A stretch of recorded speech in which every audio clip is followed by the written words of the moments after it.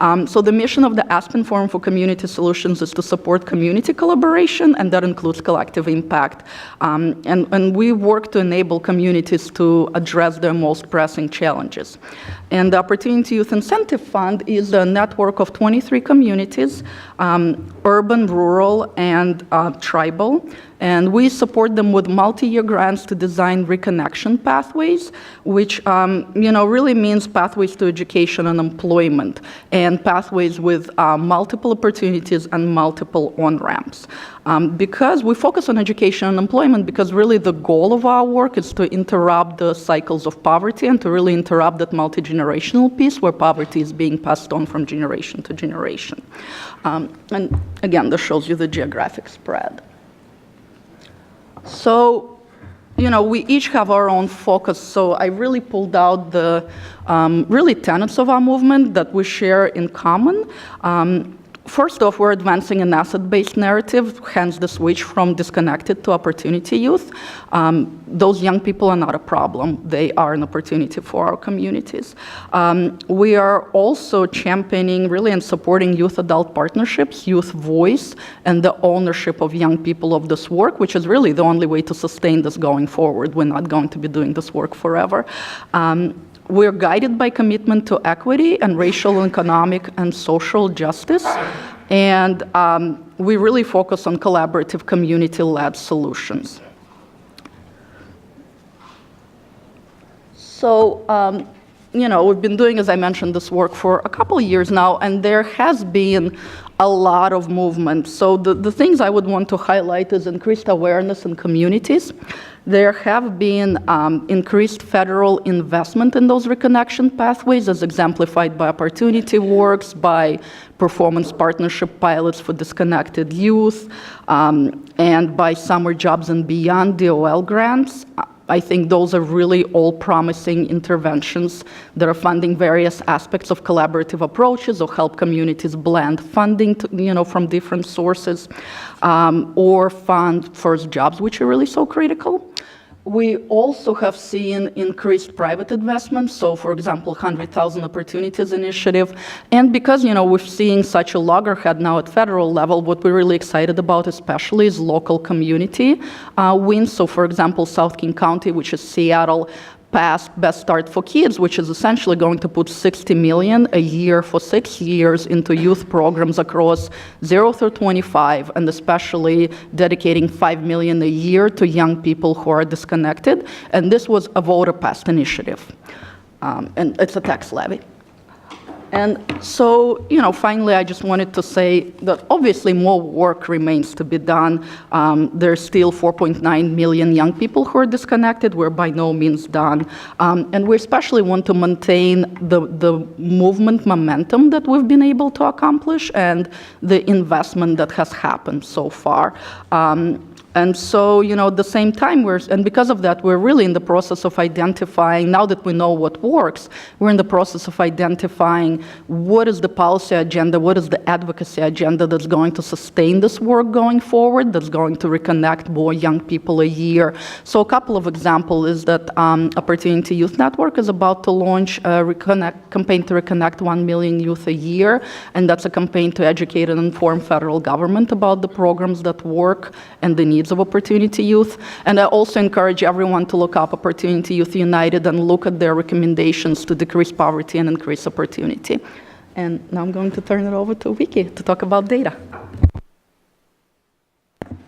Great, thank you. It's a pleasure to be here this afternoon.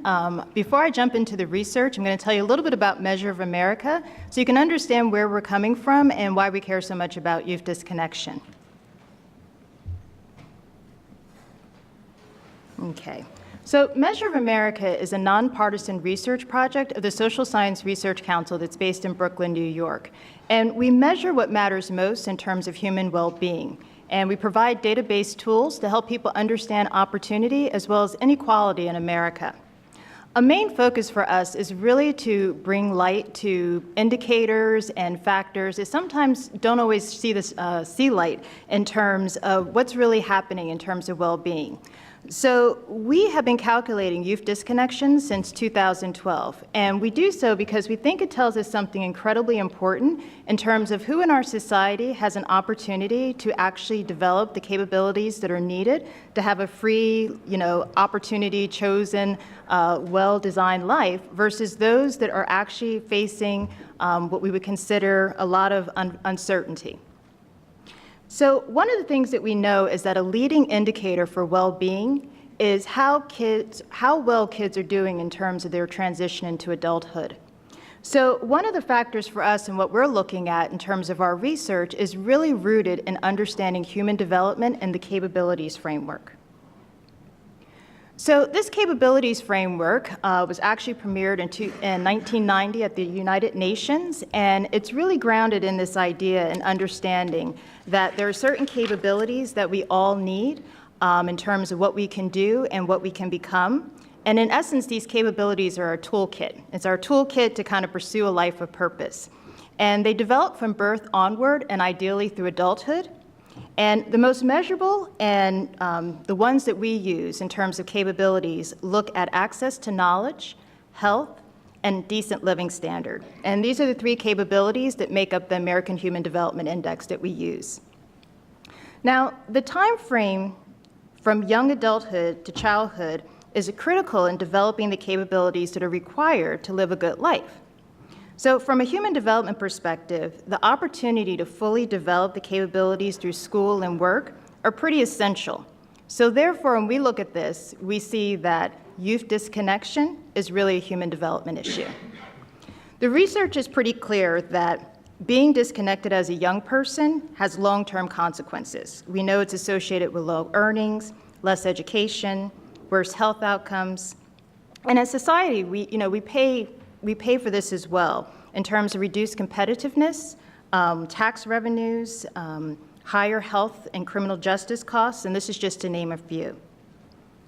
So we have the definition that was given to us in terms of what is youth disconnection. These are the young people between the ages of 16 to 24 that are not in school and not working. It's important to keep in mind that young people that are working part-time or in school part-time or in military service, they're considered connected. Another important thing I just want to make clear in terms of the methodology for the research I'll be highlighting is that we calculate youth disconnection using the U.S. Census Bureau's annual American Community Survey. So let me touch again on just in terms of what's happening. What are some of the constraints that are happening for young people in terms of opportunity and choice?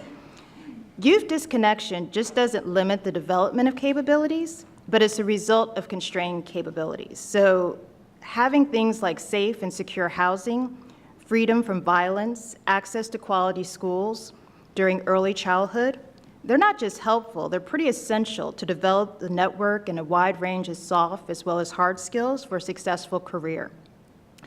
We have young people that are facing systemic barriers. So these are young people that are struggling in school. They're poorly prepared for the legitimate labor market. These are young people living in high poverty families or in and out of foster care. They're facing job discrimination, and they're at risk for sanctions by criminal justice system. This is all to say, disconnection, it's not just a occurrence that just happens spontaneously. This is a long time result from outcomes that we see that are coming, that is an outcome from long-term results that are happening in play. So now let me just talk a little bit about the good news. We do have fewer young people that are disconnected from school and from work since the Great Recession. So basically, we've seen an 11% drop in the last 5 years, which translates to approximately 900,000 fewer young people that are disconnected from pathways that lead to independent and rewarding adulthoods. However, as described, we still have a lot of work to do. There's still 4.9 million young people that are disconnected. So one of the things we saw from our research is that young people of all races, the probability of disconnection falls as household income increases. So if you have white, young, affluent households, they're less likely to be disconnected than white, poor households. And the same is true for young people of other racial and ethnic backgrounds. However, what we did find in the research is that Blacks and Latinos, as well as Native Americans, are more likely to be disconnected than whites and Asians, even at the same income level. So you'll see here, for Native American youth living in households with incomes at 5 times the poverty level, they face roughly the same probability of disconnection as white youth living in households just below the poverty level. So while income seems to be an important determinant of likelihood of youth disconnection, we also know that race and ethnicity determine where groups start in comparison to one another. Another big thing we saw in our research is that there continues to be a huge variation in terms of the rate of youth disconnection based on race and ethnicity at the national level. So Asian Americans, the youth disconnection rate is 7.2%. They have the lowest rate of disconnection, and in the report, we actually do break Asian population by subgroup, and they still have the lowest rate of disconnection. White youth disconnection is at the rate of 10.1%. Latinos fall right in the middle at 14.3%. Nearly 1 in 5 Black youth experience disconnection, which is 18.9%. And Native American teens, they have the highest rate of disconnection at 25.4%. That's 1 in 4 Native American youth are disconnected. So really quickly, I know a lot of the research is focused on urban centers, but one of the findings that we saw from our research is that there is a greater rate of youth disconnection in rural communities. So you can see that the rural disconnection rate is actually 20%, much higher than what we see in urban centers, which is 14.2%, or for suburban counties, which is 12%. And rural counties in the South, in particular, are really struggling. They're at 24% youth disconnection. So the national average is 12.3, and you can see where the urban centers fall compared to the suburban and the rural areas as well. So let's take a look at Metro. So in the country's 98 most populous metro areas, Greater Albany, New York, has the lowest rate of youth disconnection at 6.5%. And Bakersfield, California, had the highest rate at 18.7%. Now, what was really interesting in the research was the differences in major metro areas based on gender. Now, major metro cities where young women had the lowest rates, which were Greater Boston and Hartford, are completely different cities that where young men had the lowest rate, which were Honolulu and Albany. So it's noteworthy that there's also this gender within racial and ethnic groups that you can see also in metro areas as well. For example, in Philadelphia, the gender gap between Black youth. So you have youth disconnection at a rate of 26.6 for young men and 17.7 for young women. So it's really to say this kind of idea of what might push or pull a young Latino who's disconnected from worlds of kind of school and work in Dallas. It may not be the same reason for her counterpart, a young male who's in the same neighborhood as her, and definitely not the same necessarily for a young man of Black descent who's in New York, like 1,300 miles away. So place matters, race matters. Just highlighting really quickly, we also looked at metro centers with youth disconnection rate, and nearly all highly segregated areas within high poverty also had high rates of youth disconnection. So we looked at the relationship between place and race, particularly the interaction between Black and the level of segregation within a metro center. And we found that the more segregated Blacks and whites are from one another in a metro area, the lower the likelihood of youth disconnection is for whites, but it's a higher likelihood for Blacks. So this is a significant interaction in kind of understanding Blacks living in segregated metro centers, which definitely has a higher likelihood of youth disconnection. So skipping ahead, on our website, we have all of this data available. We have it available at the metro level.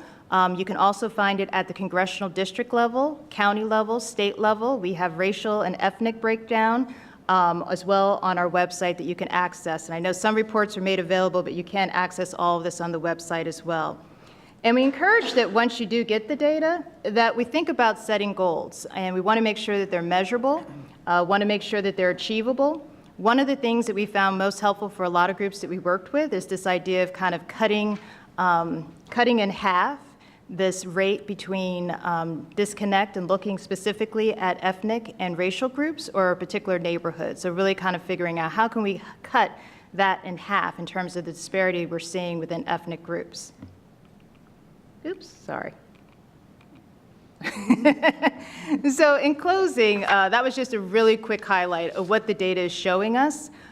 We know that young people face a lot of challenges that are systemic, and they go far beyond what they can handle and tackle by themselves. So as we continue to kind of work together, it's really imperative that we focus on systems and institutional alignment. It's really critical as we kind of move forward and want to make sure that we can ensure a future that all young people can succeed and have the lives that we know that they can. So with that, thank you. I pass it to you, next speaker. Good afternoon. And so really nicely following Vikki's demonstration of the data, I'm going to talk specifically about one program that MDRC, my organization, has studied to help the population that Vikki was just outlining. I'm curious if anyone in the room is familiar with the Youth Build program? Some of you. Okay, that's good. Anybody part of the Youth Build evaluation? No? Okay, you want to be, okay. So I'm going to be speaking about the Youth Build evaluation, which is actually still ongoing. So for those who don't know, Youth Build is a second chance program. It's federally and privately funded. Every program has a different funding structure, but they all serve the same youth that Vikki was just describing. They're out of school or out of work. Lots of, they target high school dropouts particularly. I don't have to make the case now about why the program is important, because this population needs supports, and this is an example of one program that provides these supports. And so the program, for those who aren't familiar with it, it's a wraparound model. There's education and vocational training, coupled with case management, post-secondary education supports, and also a big piece of the program is leadership development. So it's not just about teaching these young people skills that they can use in the workforce, but also about helping them to develop their leadership capacity so that they can go into the community and begin to be leaders in their community. This program is working with a wide variety of young people, and it's this leadership component that really distinguishes it, I think, from a lot of other programs targeting this population. We know that there are a lot of programs out there trying to help these young people finish their education and get into the workforce, but none that I've seen that have this same leadership development component. So I'm going to be presenting a little bit of our findings from the evaluation. It started back in 2011, and we selected Youth Build sites that were funded by the Department of Labor or by the CNCS, Corporation for National Community Service, and they served the young people from 2011 to 2013. And so now we're in 2017, and so we're actually still following these young people, which is a really interesting. Lots of evaluations just sort of stop after about 12 months or a little bit more, and we're following them for a full 4 years right now. And this evaluation, I'm going to be touching on two sort of buckets of findings. One was so there were 75 sites in this evaluation across the country, and I'm going to show you a map in a second. We visited them all and talked to all the staff and asked them how the program worked and learned how those staff do their business and what the young people thought about the programs. And so I'll present a little bit about what we learned there. And also, we're conducting an impact study. An impact study means that we worked with each of these sites to develop a random assignment process, meaning that not every young person during the study period that wanted to enroll in Youth Build was able to do so. We randomly selected from those who were eligible who could enroll in Youth Build and who had the opportunity to participate in services, the other services in the community. And so what I'm going to be talking about is based on this evaluation. We have a lot of different data sources as part of the evaluation. I'm going to be talking about these site visits that we did and also presenting some data on the surveys that we conduct with the young people at 12 months after they started the program, at 30 months after they started the program, and right now we're in the process of analyzing data for the 48 months after they started the program, so 4 years after they were in the program. You can't really, this is a map of the United States, believe it or not, which you can't see the borders of, but this is showing you all our sites in the evaluation. So they crossed all sorts of geographic boundaries. We had large metropolitan areas represented, small rural areas, and at least 3 of these dots are housing authorities, operated some Youth Build programs. And then far more, actually, based on the show of hands, you might have been partnered with a Youth Build program as a housing authority. And so we know partnerships are important. Just to confirm what sort of young people were in this study, you might look at these characteristics and recognize that these could be residents of your housing authorities, right? They're similar to the young people that Vikki was talking about. They have the highest grade completed is lower than you would expect from someone, say, who's in their 20s, across all race and ethnic boundaries, some with children, and we're really concentrating on the 16 to 24-year-old crowd. So just quickly, there's on our website at the end, I'll post a web link. On our website, there are multiple reports about Youth Build if you're interested in hearing more, learning more about the programs. But so as I mentioned, we visited all these sites and gathered some lessons about what characteristics that we found seem to result in more successful programs. And this slide lists some of those. I just wanted to highlight a couple of them. So the way that the Youth Build program is designed is it allows for each location that operates a Youth Build program to implement the strategies in the way that makes the most sense for their location. So every location implements the program a little bit differently. But we found the programs that have low participant to staff ratios fared better than programs that didn't. It's probably linked to the fact that the programs that had a bit more funding, because they could hire more staff, were able to have some better success in implementing the program. Partnerships were extremely important in the success of implementing the program, and particularly on the education piece. So that's to recognize that no one program can be all to all youth, and that in the community it was really important to bridge with experts in the education field, whether it be GED, high school, or post-secondary education. Having those partnerships was critical to program success. And there's lots more I could speak about, but feel free to ask questions after about any of these, the implementation. I just wanted to touch on some findings from the impact study. So as I said, the young people were surveyed at multiple points in time after they enrolled in the program. And this slide highlights just some interim impacts, which means they were at the 12 and 30 months after they started the program in the education and training domain. And we found that the youth who were assigned to be in Youth Build had higher rates of GED receipt than the youth who were in the control group. There was also more participation in vocational training, and they also had more receipt of vocational certificates for being part of the Youth Build program.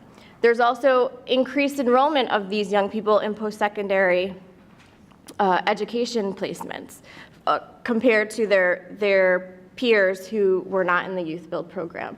So we're seeing some really interesting findings about the success that the Youth Build program can have with this population. And so just to wrap things up, these findings are similar to or more positive than some other evaluations of non-residential programs that are targeting a similar population. They look to be less, have to be smaller effects than more residential programs. Obviously, the intensity of a residential support program is very different from the Youth Build program, which can explain the difference in the findings. But these are positive nonetheless. And right now, we're still working on understanding what are the longer-term impacts. What success do we see in the young people 4 years after they started the program? How has the program continued to support their success in life well after their disconnect from that program? And so we're looking into those items right now. And as I mentioned, we have different reports on our website. And I would also, if you're interested in learning more about the Youth Build program, Youth Build USA is a great resource for learning more about the program, and they have a lot of resources on their website as well. So I'll turn it over to Michael. Thank you. My name is Michael Mirra. I'm with the Tacoma Housing Authority. And I'd like to give you several examples from the Tacoma Housing Authority's education project. This is an effort to find ways to do our work and spend a housing dollar, not just to house someone, but get two other things done. Help them succeed in school, promote the success of educational institutions in Tacoma.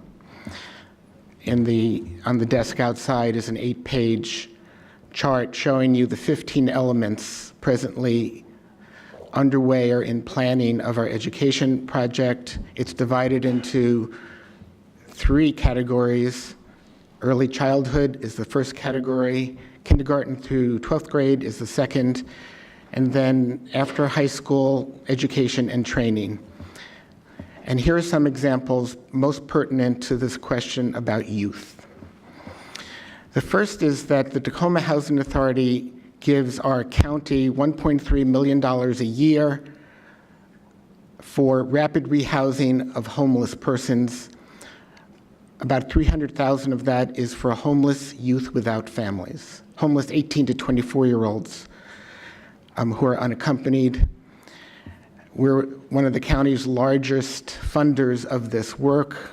Giving them this cash every year solves a problem that every housing authority in this room would recognize, that HUD's mainline programs are generally irrelevant and inaccessible to families or households in crisis because we work off these hideous waiting lists. This is particularly true for young people who don't even find their way to our door.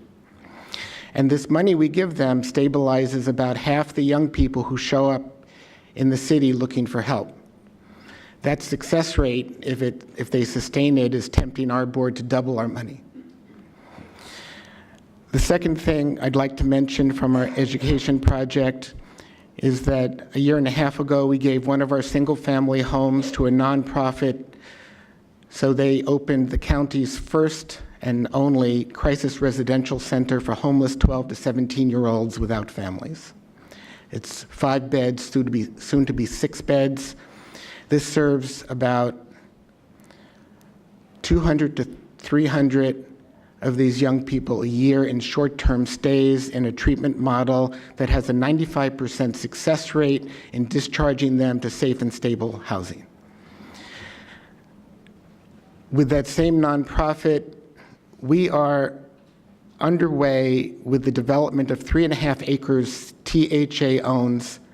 We call it Arlington Drive. And on this 3.5 acres, we're going to build a 12-bed crisis residential center that'll serve 500 12 to 17-year-olds a year. It'll have 40 to 50 apartments for homeless 18 to 24-year-olds, service facilities, community facilities, and the administrative offices of this nonprofit. The theme here is that this effort is THA's way to be relevant and serve people who we don't really know how to serve and don't want to learn. And so we partner with nonprofits who know how to do this work at a high level of capacity, and our contribution to this effort is money, the land, the development capacity, the rental assistance, and a warm welcome, all of which is hard to find for these service providers serving this population. The next item I'll mention is really upstream from this problem of homeless youth and homeless young adults. 2.5 years ago, we started a college savings account program for every child in our largest community of Salishan. It's a Hope 6 redevelopment. We designed this with the Corporation for Enterprise Development, which is now called Prosperity Now, which reports research that low-income children don't graduate from high school enough. If they graduate from high school, they don't go to college enough. And if they go to college, they don't graduate enough. Part of the problem is financial, that tuition is unaffordable. That's not a problem in Washington State, where the state pays tuition.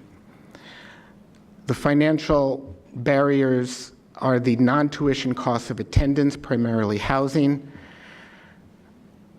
the misjudgment that low-income parents make early on that college is not for their children, so they don't plan on their children to go, so their children don't plan on going. If the children at some point in their schooling decide to go, they don't have the second clue about how to pay for it, how to get in, they're not ready, and if they go, they don't feel like they belong. And the Corporation for Enterprise Development reports research that children with savings accounts for college starting young are 3 to 4 times more likely to graduate from college than their low-income counterparts without these accounts. So we have offered these accounts to every Salishan child, kindergarten through 12th grade,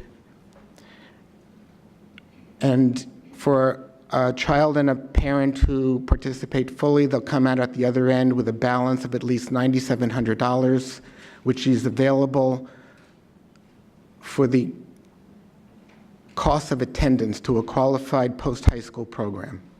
This is matched with financial literacy training the school district has agreed to provide in the classroom, taking advantage of experience that training of that sort is most effective if the child has their own money to contemplate, which they will have. Our banking partner has agreed to open up a bank branch in Salishan to make deposits easier and to get unbanked families banked. The main metrics for this will be high school graduation rates, college enrollment rates, college graduation rates, but life is too short to see if that works. So we have some midterm metrics of GPA, grade point average, reading scores, extent of participation in these accounts, the extent to which unbanked families get banked. And the Urban Institute is our third-party evaluator. The final element I'll mention from our education project is our growing collaboration with our local colleges. I'll mention Tacoma Community College, the region's largest post-secondary educational institution, 14,000 students. Compared with other colleges, their students are poorer, much more likely to be working, much more likely to be the first in their family to go to college, much more likely to be parents. and TCC, Tacoma Community College, has a well-deserved reputation for welcoming them warmly. They have a problem, a significant extent of homelessness among enrolled students. The University of Wisconsin's Hope Center did a survey of TCC students last year and found that 69% of them reported elements of serious housing instability. 27% of them reported episodes of homelessness. So 2.5 years ago, we started paying to house homeless TCC students. With a closed pilot, we thought we needed 3 years' worth of data, but the 2 years' worth of data was so encouraging that last year TCC and THA agreed to expand this to scale. After 2 years' worth of data, we tracked both the cohort participants and homeless students who applied to participate but couldn't get in because the cohort was closed. After 2 years, 16% of the homeless, unassisted students remained enrolled, and the rest dropped out because it's hard to go to college when you're homeless. 60% of the participating students remained enrolled or had graduated. And the cohort students' GPA was higher than the school as a whole. That was a cohort of 25. Starting next year, we will expand this to scale for a cohort of 150. And it will have a sub-cohort of students who begin their studies in prison. And when they get out of prison, they come to campus and complete their education. Their housing problems are worse than anybody else's. And Temple University will be our third-party evaluator. Thank you.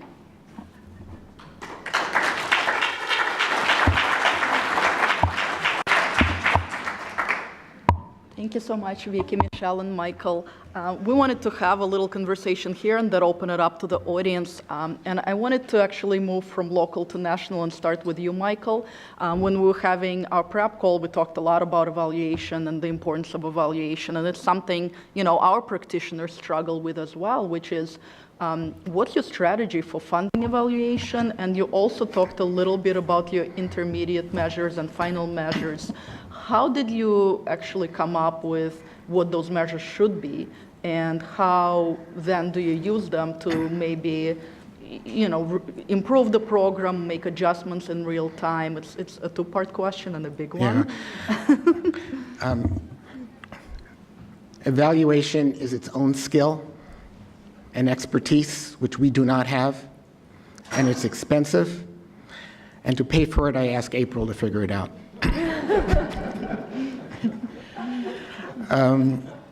It's hard to pay for this, and I count that as one of the uncertainties. I also count it as a necessity for the reasons you mentioned. We're trying some things that are pretty new. We need to learn as we go so we can adjust to what we're learning. And we get the performance, we choose the performance metrics in partnership with the educational institution who are doing it with us, and in general, we adopt theirs. When we're working with a school district, we adopt their metrics. When we're working with a community college, the main metric there is graduation rates, retention rates, and we don't try too hard to move them off of their own metrics. We contribute our own metrics. We're interested in income progression, wage levels, extent to which they're banked or unbanked, housing stability. And because some of these initiatives are long-term, you need midterm metrics, and that's its own choice. And while I note how long-term these are, some of these initiatives are a promise you're making to children. And you need to be sufficiently confident in your own stamina and stability so you're not proved worthless with that promise. And if you don't have that confidence, don't go. Thank you, Michael. Michelle, can you talk a little bit more about, I was especially happy to see how many people raised their hand when you mentioned Youth Build, and we partner with them and support them. And one of the reasons we're so excited about Youth Build as well is that youth leadership component and the impacts that they seem to be making on young people. So I was wondering if you could share a little more about what that looks like on the ground. Sure. As far as programming or the impacts The themselves? impacts, yeah. So we are seeing, I didn't have a slide on it, but we are seeing impacts in civic engagement and youth development.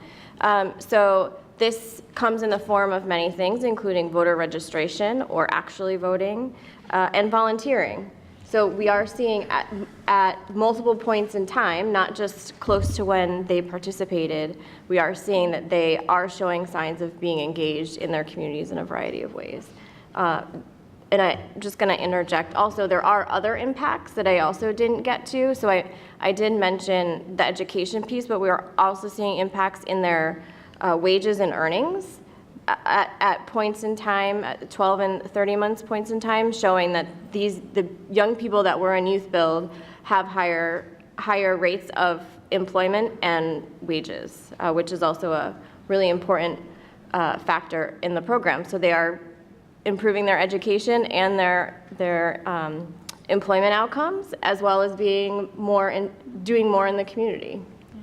Absolutely, and I think that's part of why we really stress this community collaborative approach as well, is because, you know, when you see an impact on young person, it's not stationary. There are ripple effects on the community. They're bringing wages. They're civically engaged. They become voters. They become volunteers, mentors. So you can really see that when a program is happening on the ground, connecting young people to education, to employment, to those opportunities, how the ripple effect impacts the whole community.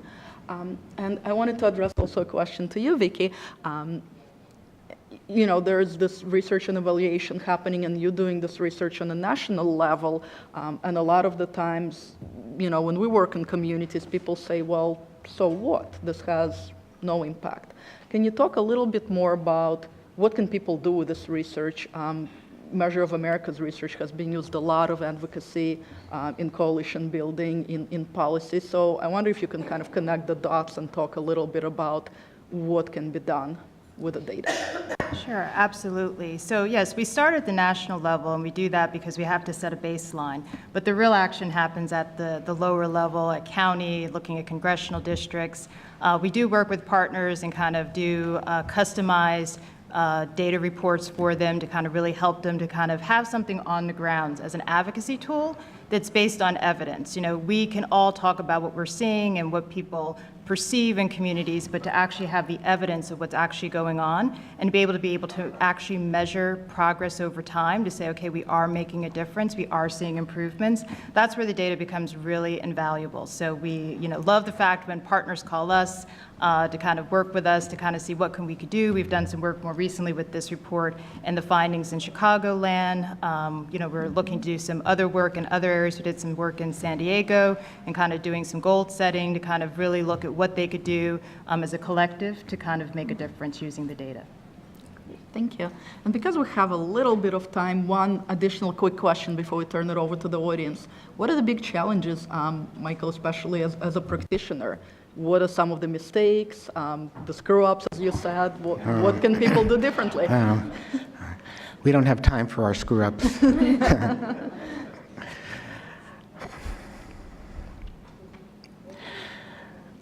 I think the main challenge is money.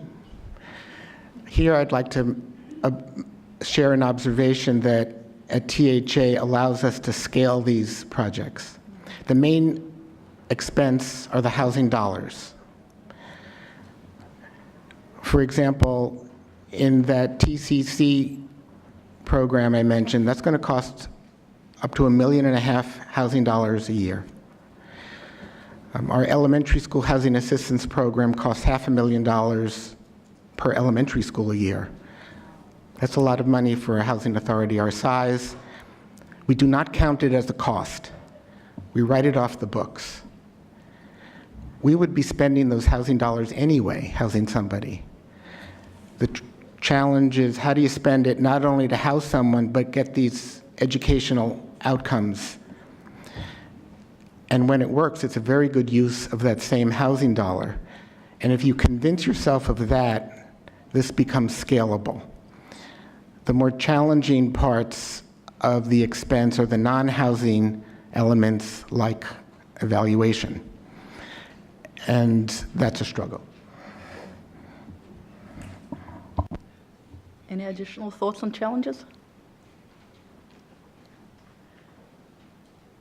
Okay, we can turn it over to the audience if you have any questions. There's a question in the back. Michael, ALC, sir, MTW. I can do that. I can tell that to my group over here real quick because they wonder how come we're not doing that in Milwaukee, okay? So, different scenario, we cannot do that as we stand. Now, for youth bill, I wonder why you didn't choose to include, or maybe the issue that there's a wage. You know, for a number of young people, that's the first time they meet FICA. And they wonder who's that person that's taking a piece of their money. You know, and so I would put that as part of a feature, you know, in terms of being able to earn a wage that allows for you to be, you know, so you can still have a baby and maybe bring some new legal money home. And this is more of a comment that it applies. You put all those pieces together in terms of services.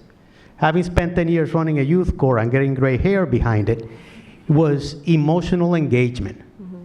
It wasn't some days how effective you were in transferring knowledge or the vocational skill setting. It's the human habit of forming groups. They can join a gang, or they can join that particular team. It's like Cheers, where everybody knows your name. That's why that ratio is important. Mm-hmm. Because you want to know who's not showing up today and who's that lamb that you have to bring in for the following day. So emotional engagement is the bottom line of this. The propensity for anything to stick around after 4 years, it's a burden on programs.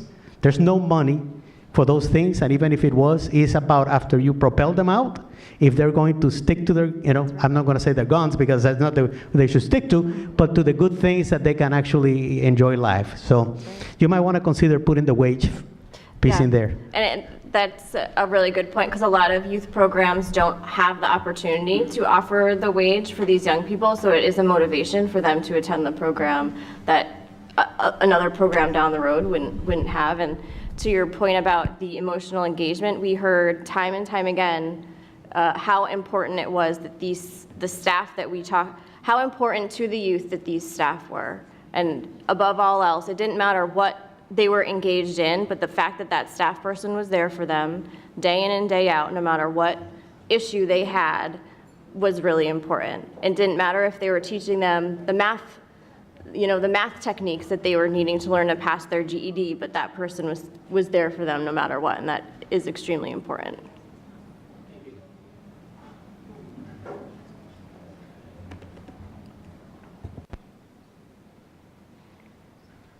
There's a question over there.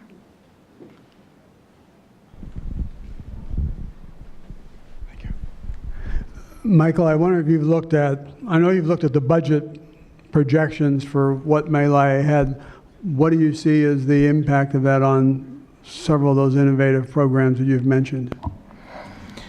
I think federal budget and other policies pose two dangers. One is the amount of money it provides to us to do our work. The other is what limitations it will place on that money. There is a discussion afoot inside HUD that if it goes wrong, will limit our MTW flexibility to use our dollars in the ways I just described. Both of those questions are still opened.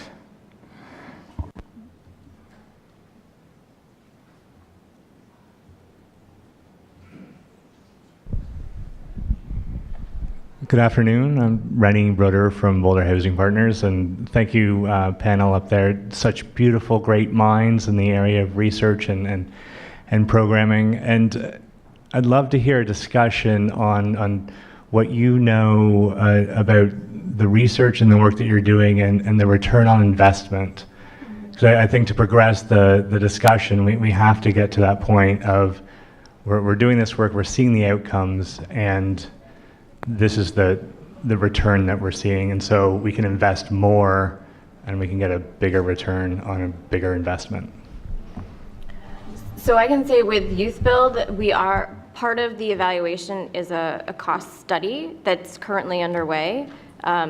It couldn't start until we had final impacts because the cost of the program depends on what we see as the results of the program in the end. So I would say maybe a year from now, we'll be able to say what that, the return on investment gives some sense of that, but right now, I haven't any earthly idea. For us on the Opportunity Youth Incentive Fund, we are getting evaluated, but because we fund 23 collaboratives, the focus is really on how does that collective impact approach work in terms of moving systems. You know, there is some return on investment. We've seen our communities raise a significant amount of public funds.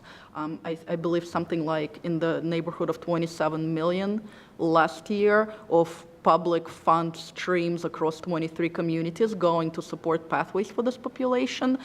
Those are just really preliminary numbers from our evaluation, so we'll have more to say. And then there's been research in terms of the, you know, what's the cost of disconnection to the person, how much money a person would lose in earnings, and how much the society would then pay in, you know, in things such as someone being on SNAP or, you know, someone going into the criminal justice system, tax earnings. It's the Blevin research, which really kickstarted a lot of this work. So there is some if you're looking for it. And I'm happy to share some information. I don't know, Vikki, if you... Well, I'll just say, just seeing communities mobilize, like one of our success stories is when we released our data in 2012, the 1 in 7 report, Phoenix was one of the worst cities, metro cities, in terms of youth disconnection, having one of the highest rates. And that report actually mobilized them in a way to kind of create collective action, work across sectors, and they actually reduced their youth disconnection rate by 30%. So there's a tremendous cost savings to that, you know, Phoenix area, as well as a tremendous benefit and example to other cities of what can be done. So there's a definite benefit in return, and us making sure that data is available and the research being out there for communities to be able to mobilize and do that work. So here's a question to the researchers. I very much appreciate this conversation. A lot of attention on the last couple of years to social investment bonds, SIBs, and to pay for success. Mixed results, I think it's fair to say so far. I'm curious as your assessment of the utility of these tools per se, and particularly with applicability to the youth issue. So I'll say MDRC has been engaged in a number of these enterprises that you're speaking of, none that involve this particular population, but so I think the question is still out there. How can we apply it to this population? I'm not aware of other. It's very possible there could be other engaging with this population. We have a social innovation fund supported. It's called Opportunity Works. We're doing it in partnership between Jobs for the Future and Aspen Forum, and it's funding 7 communities to test the Jobs for the Future Back on Track model in 7 communities with a specific focus on boys and young men of color. It's being evaluated by the Urban Institute, and I believe they're doing process and impact, so they're about to come up with an evaluation report that will be public. I am not really familiar with evaluation on the pay for success model because I know that's really new, and they just launched recently. And I couldn't speak to that either. I think we have time for one more question. Oh, there's a question over there. This is a kind of follow-up to Stephen's question. So why can't we construct a model of if you make an investment in a child at this point along the continuum, whether it's here or here, and based on like the metadata that's probably exists, why can't we predict where that savings is likely to occur, and could we eventually bond it with the social impact bond because we're waiting for some of these things, and I get that. These things take time to play out, but sooner or later we're going to hit a mark where we would know that if we make a $5,000 investment on an 11th grader, that's worth X in 15 years. And how would we do that? I think it's a good challenge. I would go back to something that Michael keeps talking about, that's money, because it costs money to be able to fund to do that, but I think there's definitely interest in being able to do so if the right opportunity came along. Thank you all. If you could please join me in thanking the panel for the wonderful presentation.